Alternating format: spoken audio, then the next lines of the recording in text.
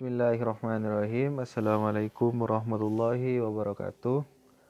Selamat datang teman-teman di kanal YouTube Cak Kusairi, sebuah channel YouTube yang tidak terlalu niat-niat amat ya. Nah, di video ini agak berbeda dari video sebelumnya karena video ini adalah tugas ujian akhir semester di mata kuliah Teori Sosial. Oke, nah ini nama saya Aryo Rafni Kusairi dengan nomor induk mahasiswa U2018-4030. Di ujian akhir semester ini saya akan menjelaskan seputar teori tindakan sosial oleh Max Weber. Nah, apa itu tindakan sosial? Tindakan sosial adalah tindakan yang dapat mempengaruhi orang lain dan mendapat umpan balik dari orang lain. Yang kedua adalah tindakan yang memiliki tujuan atau arah. Nah, tindakan sosial ini terbagi menjadi 4 bagian. Yang pertama tindakan rasional instrumental, yang kedua tindakan rasional berorientasi nilai, yang ketiga tindakan afektif, yang keempat tindakan tradisional.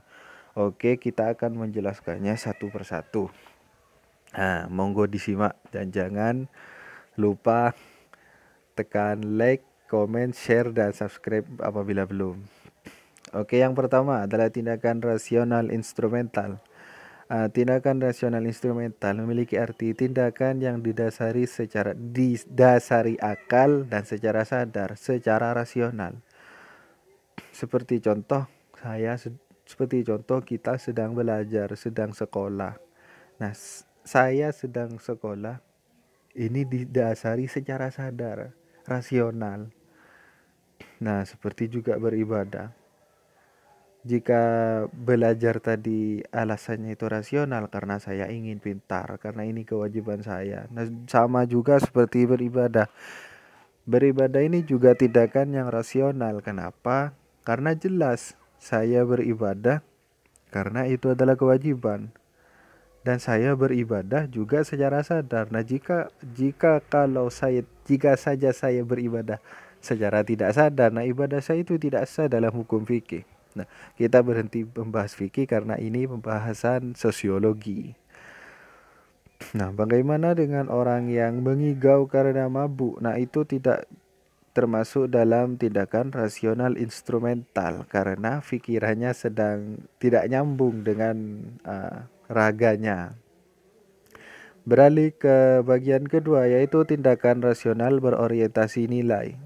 Tindakan rasional orientasi nilai adalah tindakan yang dilakukan secara sadar dan memiliki makna atau nilai. Jadi bukan hanya sadar, tapi yang lebih ditekankan adalah artinya, nilainya.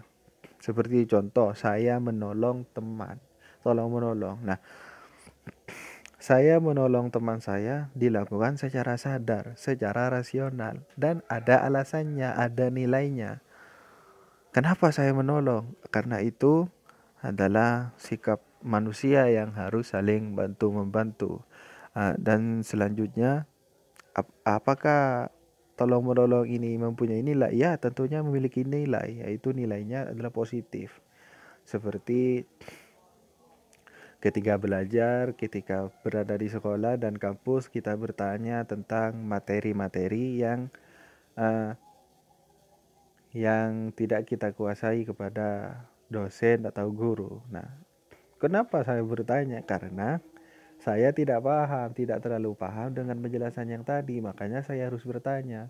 Bagaimana nilai dari pertanyaan tersebut? Nilainya tentu bagus, tentu positif. Yang ketiga adalah tindakan afektif. Tindakan afektif ini adalah tindakan yang didasari oleh emosi, oleh perasaan, namun tanpa pertimbangan rasional. Seperti contoh, saya sedang marah, sedang kesal, mangkel. Nah, karena saya marah, saya sampai melakukan hal-hal tindakan yang tidak rasional seperti membanting gelas, membanting pintu, menendang apapun itu yang sangat tidak rasional.